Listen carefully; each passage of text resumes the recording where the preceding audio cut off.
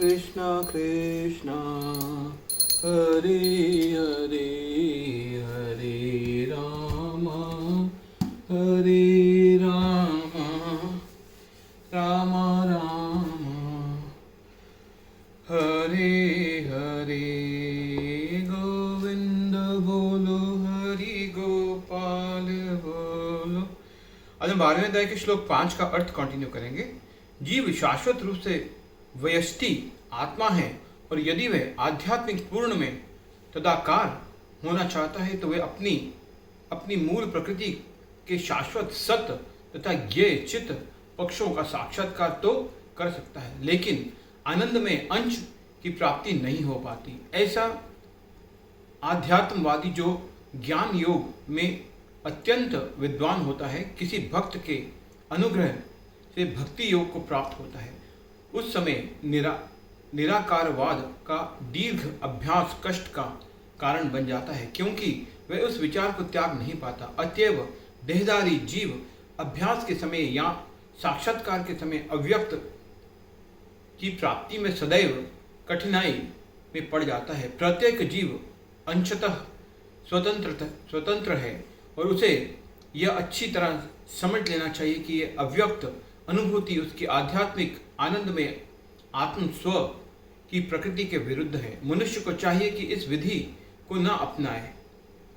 प्रत्येक जीव के लिए कृष्ण चेतना की विधि श्रेष्ठ मार्ग है, जिसमें भक्ति में पूरी तरह व्यस्त रहना होता है।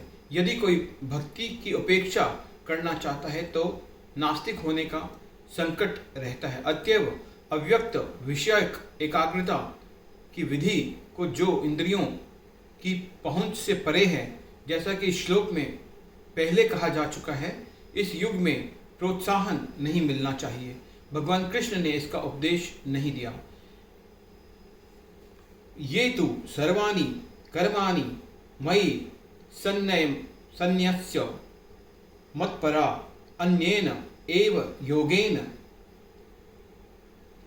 माम ध्यानन्तः उपासते तेषाम अहम समुद्धर्ता मृत्यु संसार सागरात भवामि हूँ न चिरात पार्थ मयि अवेशित चेतसाम। ये जो तू लेकिन सर्वाणि समस्त कर्माणि कर्मों को मयि मुझमें सन्न्यस्य त्याग कर मत्परा मुझमें आसक्त अनन्य एवं निश्चय ही योगेन ऐसे भक्ति योग के अभ्यास से मां मुझको धन्यंतः ध्यान करते हुए उपासते पूजा करते हैं। तेषाम उनका अहम मैं समुद्धरता दारक मृत्यु के संसार रूपी सागरात समुद्र में भवामी होता हूँ नहीं चिरात दीर्घ काल के बाद पार्थ हे प्रथापुत्र मई मुझ पर अवेशित स्थिर चेतसाम मन वालों को जो अपने सारे कार्यों को मुझ में अर्पित करके तथा अविचलित भाव से मेरी भक्ति करते हुए मेरी पूजा करते हैं और अपने चित्तों को मुझ पर स्थिर करके निरंतर मेरा ध्यान करते हैं, उनके लिए हे पार्थ मैं जन्म मृत्यु के सागर से शीघ्र उद्धार करने वाला हूँ। तात्पर्य यहाँ पर स्पष्ट कहा गया है कि भक्तजन अत्यंत भाग्यशाली हैं कि भगवान उनका इस भवसागर से तुरंत ही उद्धार कर देते हैं। शुद्ध भक्ति करने पर मनुष्य को इसकी अनुभूति होने लगती है कि ईश्वर महान है और जीवात्मा उनके अधीन है। हरे कृष्णा कृष्णा कृष्णा हरे हरे।